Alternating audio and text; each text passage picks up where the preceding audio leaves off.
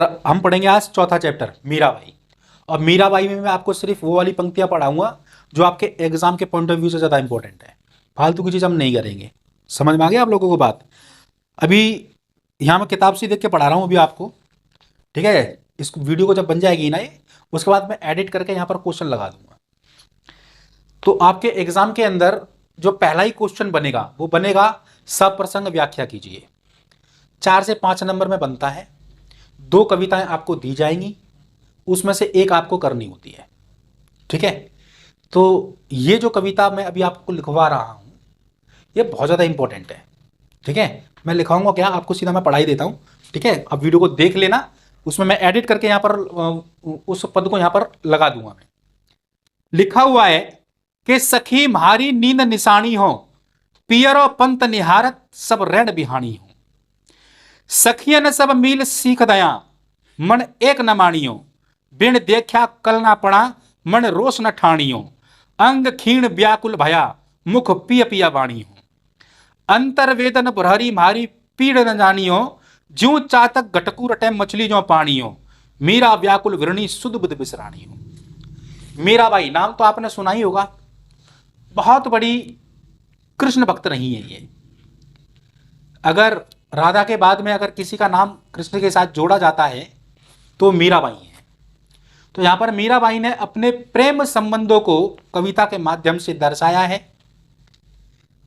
इस कविता के ऊपर जो भी आपका क्वेश्चन बनेगा उसमें लिखा जाएगा कि निम्नलिखित काव्यांश की सप्रसंग व्याख्या कीजिए, और आपको यह वाला पद दे दिया जाएगा।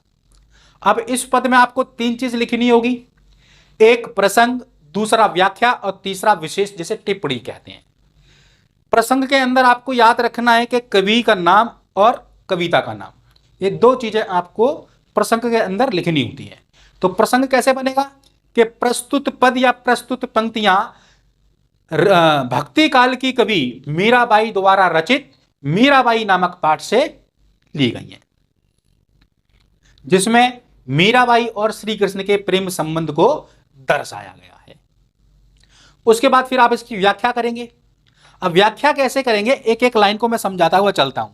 लिखा है कि सखी मारी नींद निशानी हो, पियरो पंत निहारत सब ऋण बिहानी हो। तो मीराबाई अपनी सखी से कहती है कि हे सखी, श्री कृष्ण के वियोग में मेरी रातों की नींद चली गई है। अपने प्रीतम का रास्ता देखते देखते रात भी बीत चुकी है। श्री कृष्ण के वियोग में मेरी रातों की नींद चली गई है। अपने प्रीतम का रास्ता देखते देखते रात भी बीत गई है। आगे की पंक्तियां लिखी हुई है कि सखियन सब मील सीख दया, मन एक न मानी हो। बिन देखा कल ना पाना, मन रोष न ठानी हो। कहती है कि सखियों ने मिलकर मुझे बहुत समझाया था कि इन सब चक्करों में कुछ नहीं रखा, रहने दे, मत पड़े, न पगला जाएगी। कहती है कि मैं ही पागल थी जो अपनी सहेलियों की बात मान लेती तो अच्छा होता। मैंने किसी की बात नहीं मानी, और फिर भी क्या किया मैंने, श्री कृष्ण के साथ में प्रेम संबंध जोड़ लिया। और अब मेरा ये हाल है कि जब तक उनको देख नहीं लेती हूं मेरे मन को चैन नहीं मिलता। जब तक उनको देख नहीं लेती हूं मेरे मन को चैन नहीं मिलता।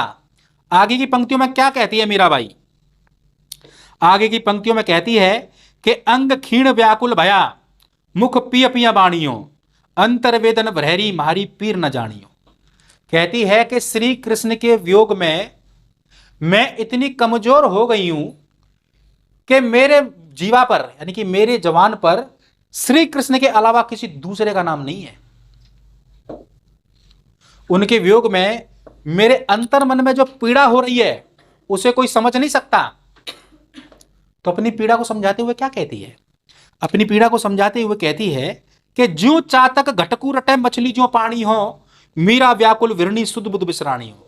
कहते हैं कि जिस प्रकार चातक नाम का पक्षी घट के लिए तरसता है, अर्थात मेघ के लिए तरसता है, और मछली बिना पानी के जीवित नहीं रह सकती, बिल्कुल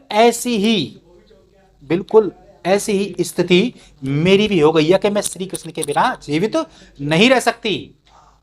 उनके वियोग में मैं अपनी सुध बुध सब कुछ खो बैठी हूं, इतनी व्याकुल हो गई हूं मैं उनके वियोग में कि अपनी सुध बुध सब खो बैठी हूं। ये इन पंक्तियों का हिंदी अनुवाद था जो आपने करना है। तीसरी चीज जो आपको लिखनी है वो है टिप्पणी, जिसे विशेष भी कहते हैं। उसके अंदर आप लिख देंगे कि मीराबाई भक्ति काल की कवि हैं। कविता के अंदर मीराबाई और श्री कृष्ण के प्रेम संबंध को दर्शाया है।